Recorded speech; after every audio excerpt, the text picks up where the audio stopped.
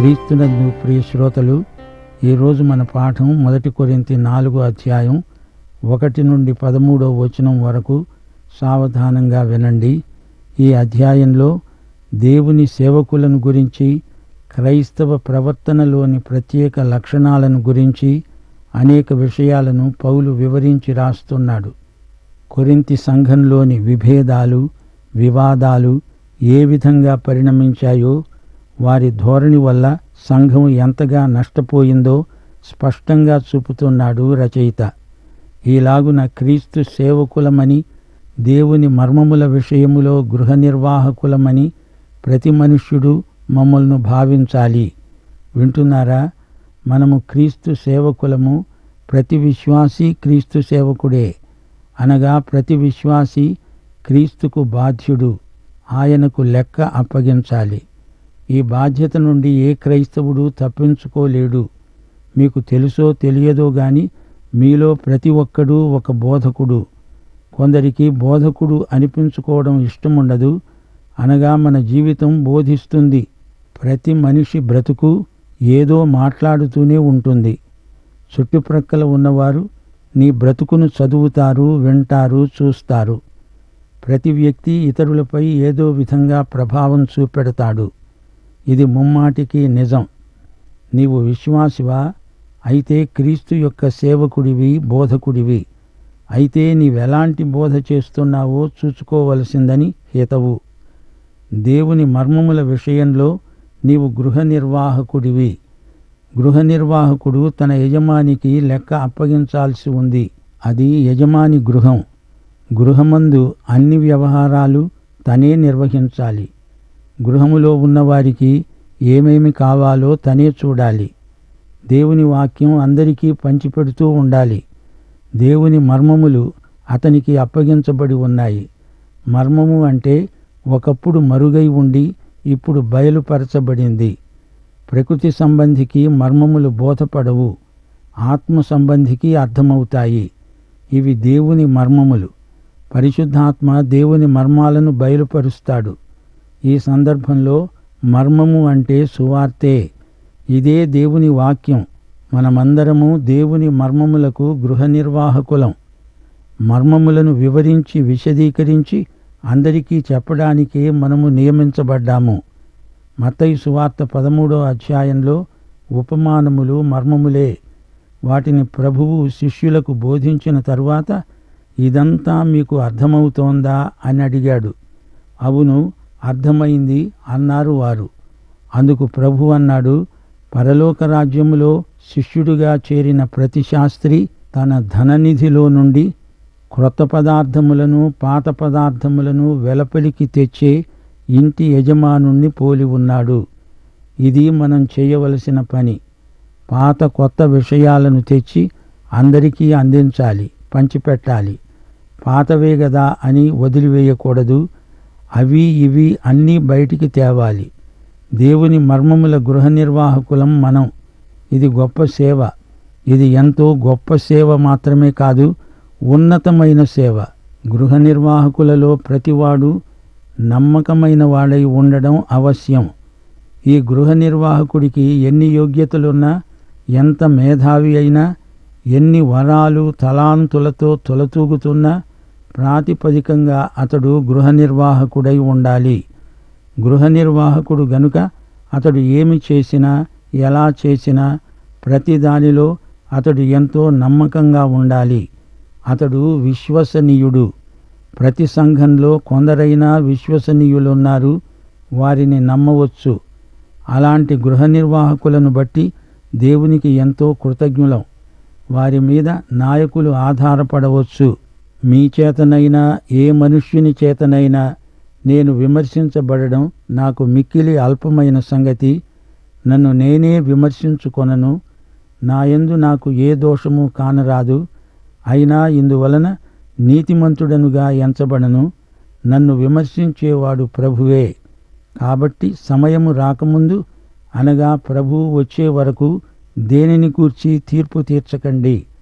ఆయన అంధకారమందలి రహస్యములను వెలుగులోనికి తెచ్చి హృదయములలోని ఆలోచనలను బయలుపరిచేటప్పుడు ప్రతివానికి తగిన మెప్పు దేవుని వలన కలుగుతుంది. సోదరీ సోదరులారా, వింటున్నారా? ఒకరికొకరు తీర్పు తీర్చకూడదు. అందరికీ తీర్పరి ప్రభువే. ఎవడైనా నాకు తీర్పు తీరిస్తే దాన్ని నేను లక్ష్యపెట్టను. అట్టి అధికారం ఎవరికీ లేదు. ఇతరుల అభిప్రాయాలను బొత్తిగా లెక్క చేయడని కాదు, ఇది తీర్పును గురించిన మాట. ఇతరుల ఉద్దేశ్యాలు వినవచ్చు గాని మనల్ని వారి ఆలోచనలు నడిపించవు. మన సౌశీల్యాన్ని రూపొందించేవాడు మనలో ఉన్న పరిశుద్ధాత్మ. మన పైకి దుర్విమర్శలు రావచ్చు, లేదా పొగడ్తలు రావచ్చు. ఇతరుల దూషణ భూషణ తిరస్కారాలకు దేవుని బిడ్డలు అతీతంగా జీవించాలి. దేవుని సేవకులను అతిగా పొగిడే వారిని గురించి జాగ్రత్త. పౌలు అంటున్నాడు, నన్ను నేను విమర్శించుకొనను, నా మనస్సాక్షిని కూడా నేను నమ్మను. మనస్సాక్షి ప్రభువు వశంలో ఉంటేనే కాని అది సరైన తీర్పు చెప్పకపోవచ్చు. పరిశుద్ధాత్మ చేత మనస్సాక్షి సుశిక్షితమైనప్పుడే అందులో నుండి సరైన ఆలోచన రాగలదు. మనస్సాక్షి యుగం జలప్రళయంతో ముగిసింది. క్రైస్తవ మనస్సాక్షికి ఆధ్యాత్మిక వికాసం ఉంది. మనస్సాక్షి మనలో ఉన్న న్యాయస్థానం. ఈ మనస్సాక్షి తీర్పు కూడా ఒక్కొక్కప్పుడు పొరబడవచ్చు. ప్రభువు నడిపిస్తేనే కాని మనస్సాక్షి సరిగా తీర్పు చెప్పకపోవచ్చు. మనస్సాక్షి నిన్ను పొగడవచ్చు. మనస్సాక్షికి ప్రభువు చేతిలో శిక్షణ కావాలి.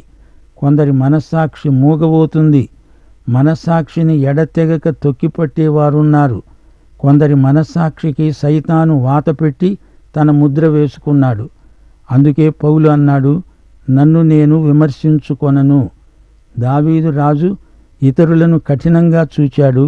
తన విషయం వచ్చేసరికి తనలో తనకు ఏ లోపము కనపడలేదు. అప్పుడు నాతాను, ఆ నేరస్తుడివి నీవే అని వేలుపెట్టి చూపాల్సి వచ్చింది. అయితే అందరికీ తీర్పరి దేవుడు. ఇదే యేసుక్రీస్తు యొక్క న్యాయపీఠం. పౌలుకు తెలుసు, తాను స్వయంగా ఒకానొక రోజు ప్రభువు న్యాయపీఠం ఎదుట హాజరు కావాలి. అదే తనకు జరిగే చిట్టచివరి తీర్పు. అదే సర్వోన్నత న్యాయస్థానం. న్యాయపీఠం ఎదుట జరిగే తీర్పు ఎలాంటిది? మన జీవితంలో గత పాపాలు యేసు రక్తం కింద పూడ్చిపెట్టబడ్డాయి. 103వ కీర్తన 12వ వచనం, పడమటికి తూర్పు ఎంత దూరమో ఆయన మన అతిక్రమములను మనకు అంత దూరపరచి ఉన్నాడు. దేవుడు మనం గతంలో చేసిన పాపాలను జ్ఞాపకముంచుకోడు. విశ్వాసికి అతని గృహ నిర్వాహకత్వం విషయంలో తీర్పు జరుగుతుంది. భౌతికంగా మనకున్నవి, మన శరీరాలు, ఆస్తిపాస్తులు, మన దాతృత్వం విషయంలో న్యాయపీఠం ఎదుట తీర్పు ఉంటుంది. గృహ నిర్వాహకుడు విశ్వసనీయుడై ఉండాలి. యేసు మన యజమాని, మనము ఆయన జతపని వారము. సంఘ సేవకులు కూడా మనవారే. మనమున్న ఈ లోకం మనదే. ఎలా మనది అయింది అంటారా? అంతా క్రీస్తుదే. మనము క్రీస్తుకు చెంది ఉన్నాము. అంచేత అంతా మనదే. ఈ సృష్టి సౌందర్యాన్ని మనము అనుభవించగలం. అంతేకాదు, జీవము మరణము కూడా మనవే. మరణం మన యజమాని కాదు. భూత భవిష్యద్వర్తమానాలు క్రీస్తును బట్టి క్రీస్తునందు మనవే.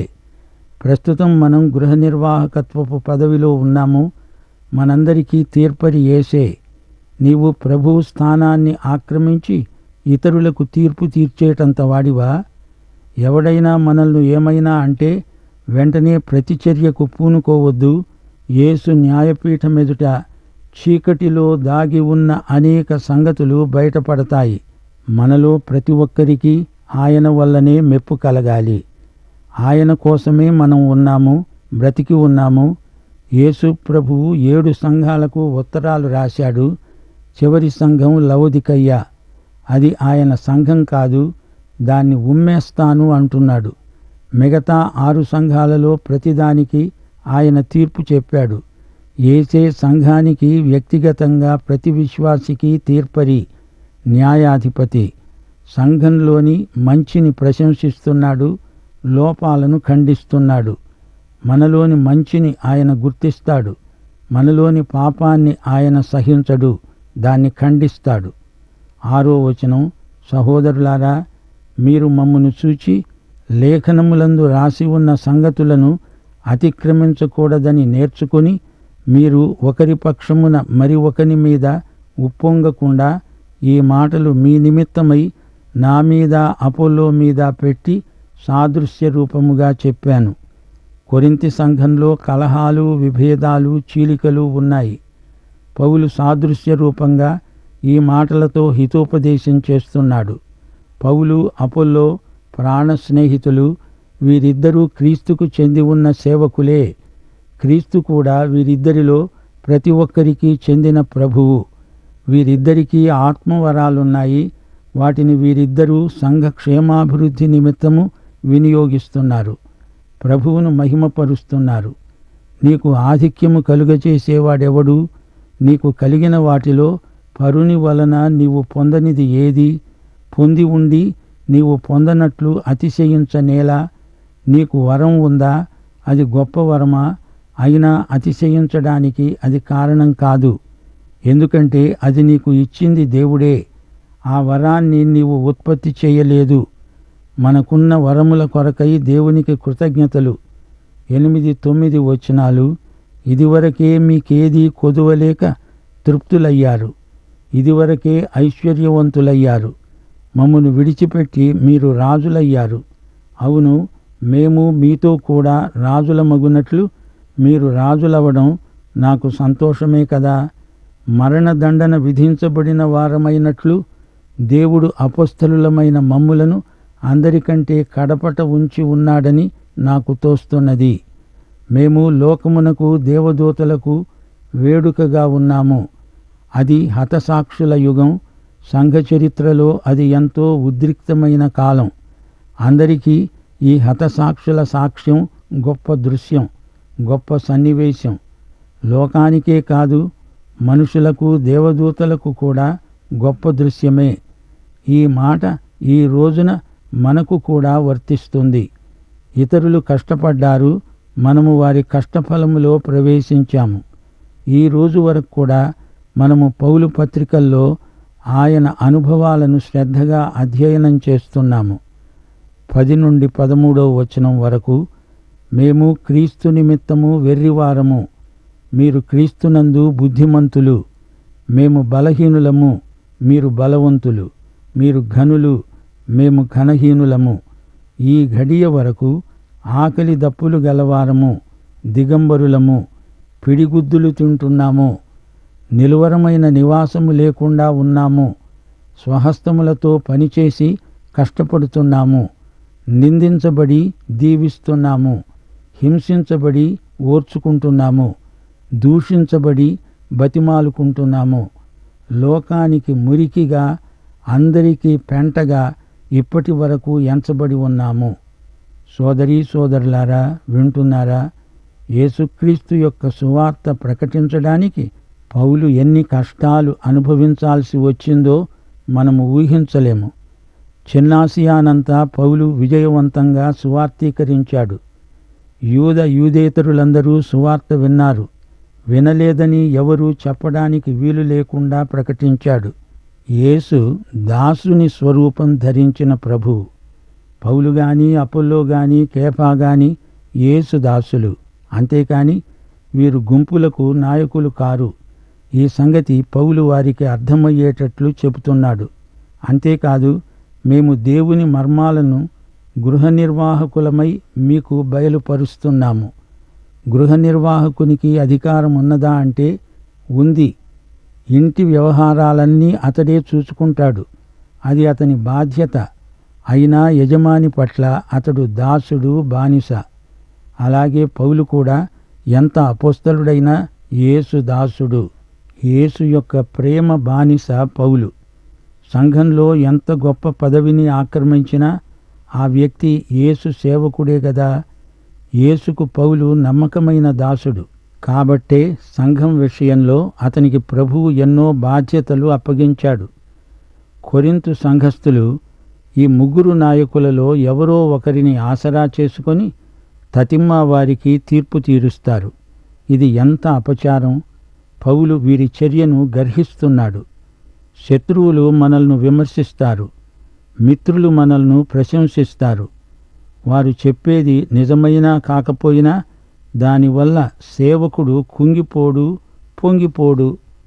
పౌలు తన మనస్సాక్షి తీర్పును కూడా ప్రభువుకే అప్పగిస్తున్నాడు. అయితే అందరి విమర్శలను ప్రభువు తీర్పునకే అప్పగించాలి అన్నదే పౌలీయ భావన. దేవుడు సర్వజ్ఞుడు. ప్రభువుకు మన అంతరింద్రియాలలో ఏముంది బాగా తెలుసు. ఆయన కన్నులకు మరుగైనది ఏదీ లేదు. మానవుని హృదయ రహస్యాలను ప్రభువు ఎరుగును. మానవుని మనసు ఏ స్థాయిలో ఎలా పనిచేస్తుందో ప్రభువుకు తెలుసు. మానవుని ఉద్దేశ్యాలు ప్రభువు ఎరుగును. మానవుడు క్రియలను చూస్తాడు. దేవుడు ఆ క్రియల వెనుక ఉన్న మానవుని మనస్సును, ఆలోచనలను ఎరుగును. సృష్టికర్త మాత్రమే మనిషి హృదయపు పోకడలను పరిశోధించగలవాడు. మానవుల తీర్పులను మనం తప్పించుకోగలం గాని దేవుని తీర్పును ఎవరూ తప్పించుకోలేరు, అసాధ్యం. కొరింథీ సంఘస్థులు వినయశీలం అలవరుచుకోవాలి. పౌలు వారిని సానుభూతితో చూస్తున్నాడు. పౌలు దేవుని కృపను బోధిస్తున్నాడు. అంతా ఆయన ఉచితంగా మనకిచ్చిందే. మన యోగ్యతతో నిమిత్తం లేకుండా ఆయన మనకిచ్చింది ఎంతో ఉంది. దేవుని ప్రత్యక్షం ఆయన కృపే. మన రక్షణ ఆయన కృపే. మనం గర్వించడానికి ఏమాత్రమూ ఆస్కారం లేదు. మనం దేవునికి కృతజ్ఞులం. ఆయనకు సదా విధేయులం, వినమ్రులం. కొరింథు సంఘస్థులు యేసు కృపను విస్మరించారు. తాము ఏమై ఉన్నారో అది ఆయన కృప వల్లనే గదా. కొరింథు క్రైస్తవులు క్రీస్తునందు అతిశయించవచ్చు గాని వీరికి శారీరకమైన గర్వం ఆవేశించింది. అందుకే పౌలు, మీకేం బాగా గర్విస్తారు, మేము తగ్గించుకున్నాము, హతసాక్షులమవ్వటానికి కూడా సిద్ధంగా ఉన్నాము అంటున్నాడు. వారికి కనువిప్పు కలగాలని ఇలా మాట్లాడుతున్నాడు పౌలు. ఈయన తమ ప్రత్యేకతను సూచిస్తూ చెప్పిన దాంట్లో 2 ముఖ్యమైన మాటలున్నాయి. మేము పిడిగుద్దులు తిన్నాము అన్నాడు. బానిసలను ఆ విధంగా కొడతారు. క్రీస్తు కొరకు పౌలు ఆ విధంగా ముష్టిఘాతాలు తిన్నాడు. ఇక 2వ మాట, హింసించబడుతూ కూడా ఆశీర్వదిస్తాము. క్రైస్తవ సహనము, క్షమాగుణం అన్యులను ఆ రోజుల్లో ఆశ్చర్యచకితులను చేసింది. మనుషులకు ఇది వెర్రితనం అనిపించవచ్చు గాని ఇది దేవుని జ్ఞానం. శ్రోతలు వింటున్నారా? ఈ వాక్య భాగంలో పౌలు జీవితాన్ని 3 విధాలుగా నిర్వచిస్తున్నాడు. 1 నుండి 5వ వచనం వరకు క్రైస్తవ జీవితం గృహ నిర్వాహకత్వం. నిన్ను ఒకరు విమర్శించినా, నీవు ఒకరిని విమర్శించినా అది సరికాదు. అందరికీ ప్రభువే తీర్పరి. ప్రభువును మెప్పించాలి. ఆయన ప్రశంస మనకు అవసరం. 6 నుండి 8వ వచనం వరకు మన జీవితం దేవుడిచ్చిన వరం. అందుచేత దీనుడివై జీవించు. నీ శక్తి సామర్థ్యాలు దేవుడిచ్చినవి, అతిశయించవద్దు. దేవుడిచ్చినవి ఆయన మహిమార్థమై వాడితే అది నీ సమర్పణ. దైవ సేవకులలో ఒకరిని మరొకరితో పోల్చి ఎవరికంటే ఎవరు గొప్ప అని మాట్లాడకండి. వారు దైవ సేవకులు, మీ సేవకులు కారు గదా. వారిలో భేదాలు కల్పించడం అపచారం, పాపం. 9 నుండి 13వ వచనం వరకు జీవితం అంటే ఒక పోరాటం. అపొస్తలులు ప్రభువు ఏర్పరచుకున్న నాయకులు. వారు ఎన్నో శ్రమలకు గురి అయ్యారే. అలాంటప్పుడు గర్వించే కొరింథీ విశ్వాసులారా, మీరేపాటివారు? పోరాటంలో ధైర్యంగా, వినయంగా, సాత్వికంగా ఉండి గెలవండి. అపొస్తలులను లోకం మురికిగా, పెంటగా ఎంచుతున్నదంటున్నాడే, మీ సంగతేమిటి? ప్రభువు నుండి, అపొస్తలుల నుండి సాత్వికం, దీన మనస్సు నేర్చుకోండి. ప్రియ శ్రోతలు, ఈ పాఠం ఈ రోజున మనకెంతో కనువిప్పు కాగలదని ఆశిస్తున్నాము. సోదరుడా, సోదరి, నీవు రక్షించబడ్డావా? గృహ నిర్వాహకుడివై దేవుడిచ్చిన తలాంతులను, వరాలను ఆయన మహిమార్థమై వాడి ఒక మంచి సైనికుడివై పోరాడుతున్నావా? దేవుడు నిన్ను దీవించునుగాక. ఆమేన్.